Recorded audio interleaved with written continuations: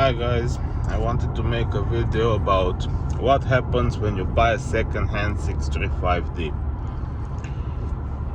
So, let's say you don't have a lot of money and you want to buy a 635D because you like BMWs, and this is in your budget range of about 5, 6, 7 grand, and you think it's quite economical because it's a diesel, and you think you're going to be really happy. So that's exactly what I did. Am I really happy? Meh. Yeah, maybe. Kind of. So let me tell you my story. So I paid for this 4 grand as a non-running car with the DPF dead and the turbocharger dead. And I was quite happy knowing I'm getting a non-runner car and knowing that I'm gonna fix it. How much did it cost to fix it? Well, about 10,000. About. Honestly, I didn't quite keep track, but I think it's about 10,000. What did I fix? Well, pretty much everything. Full paint job.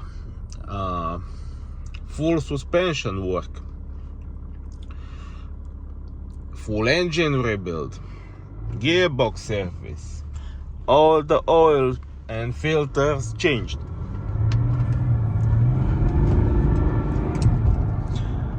Also, the leather inside, it was cream and it was dirty. That fixed. Professional clean of the carpets.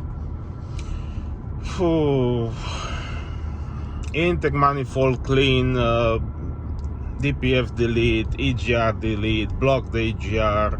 Yeah, you need to block the EGR. I keep receiving this question. You need to block the EGR because if you don't block it, all the gases go back into the manifold and you get a throttle actuator fault, and you get check engine and it smokes like mad and goes into limp mode. So yeah, you need to block the EGR, and you block it where it goes behind the throttle actuator body towards the manifold. That's a stainless, I think. It's a shiny round pipe with a bend going after the throttle actuator. That's where you block it. So yeah, if you want to ask questions about exactly what I've rebuilt, a lot. Also on the suspension, new tires, new brakes, wheels taken off, taken to electrostatic painting and fixing.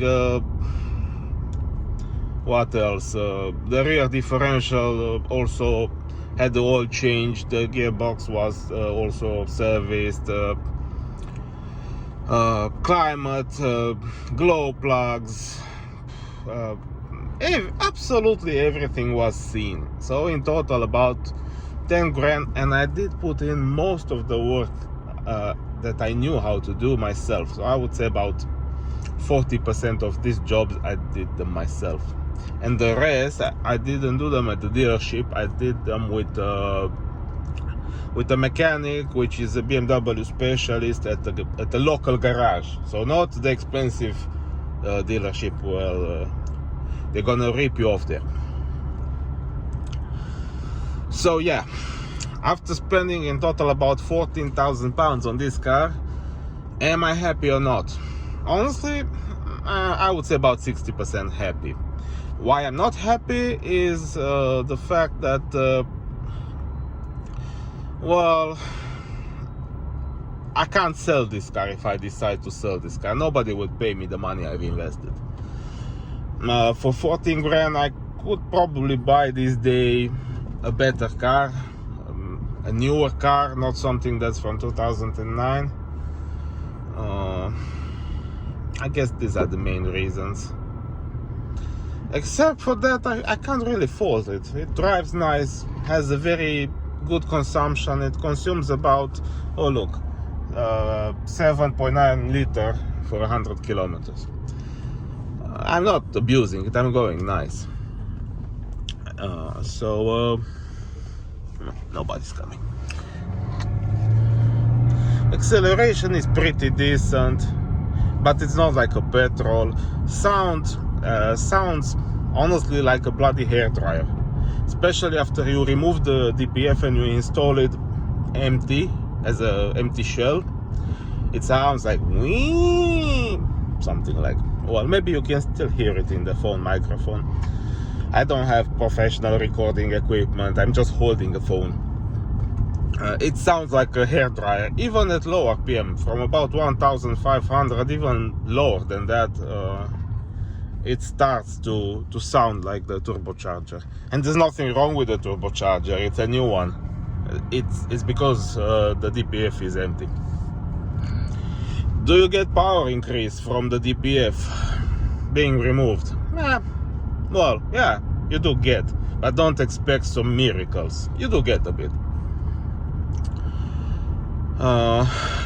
One thing I really don't like, and I found a good fix for it, is the Bluetooth. So this car has Bluetooth, but you can't use Apple Music or Spotify to put music using that Bluetooth. It only goes for phone conversation. I don't know why is that. And you can replace your central console over there for about 500-600 pounds, and you can get an Apple Play, Apple CarPlay, or whatever new device. Or you can take out all the covers in the central console and run yourself cables from the lighter and install yourself USB ports, charging ports, and connect to the auxiliary in the arm support here, an USB adapter with a DAC decoder, and then your Bluetooth will go on the auxiliary, and you can just swap that with the iDrive connection there. Button, I'm sorry. And that would cost you about 30 pounds. And you can do it yourself in about 3 hours. I will post some pictures of that at the end for those who are interested. And if you have questions, I will answer in the comments how you can make yourself music from the phone for 30 quid. Yes, you can.